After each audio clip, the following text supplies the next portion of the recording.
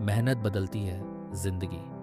साधारण दुनिया मुंबई की एक तंग बस्ती में रहने वाली आरती कादेयन का जीवन किसी संघर्ष से कम नहीं था।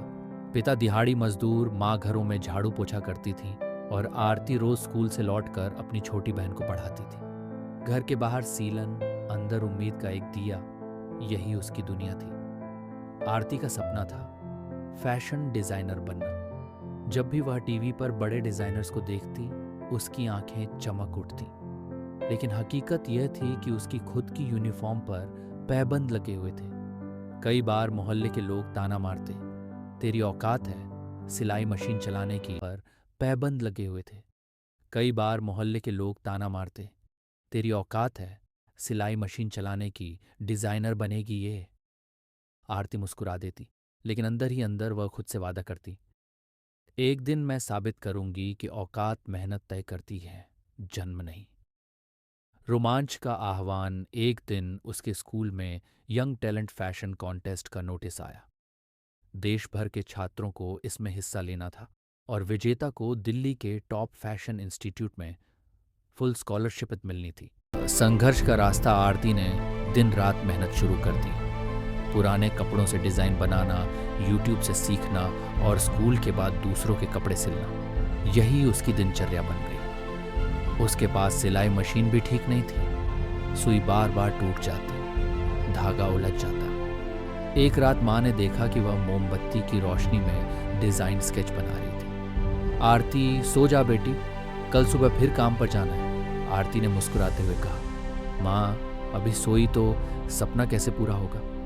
धीरे धीरे मोहल्ले में लोग उसे पागल लड़की कहने लगे। कपड़ों में छेद हैं और सपना रैंप वॉक का देख रही है। लेकिन आरती ने उन शब्दों को अपनी प्रेरणा बना लिया। असफलता और निराशा प्रतियोगिता से सिर्फ 2 दिन पहले उसकी मशीन पूरी तरह खराब हो गई। कोई पैसा नहीं बचा था और दुकान वाला उधार में देने को तैयार नहीं था।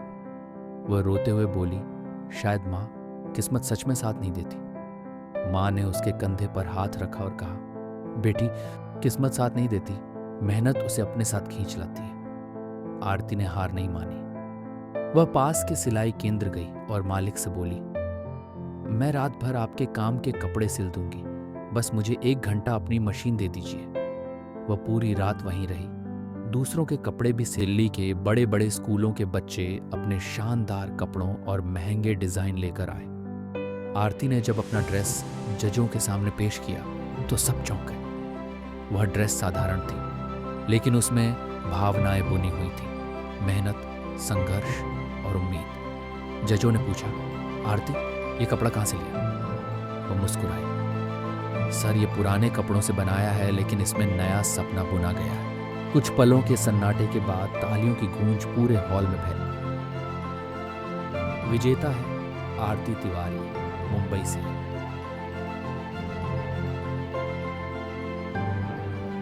वापसी और परिवर्तन। 2 साल बाद मुंबई के उसी मोहल्ले में एक फैशन स्टूडियो खुला।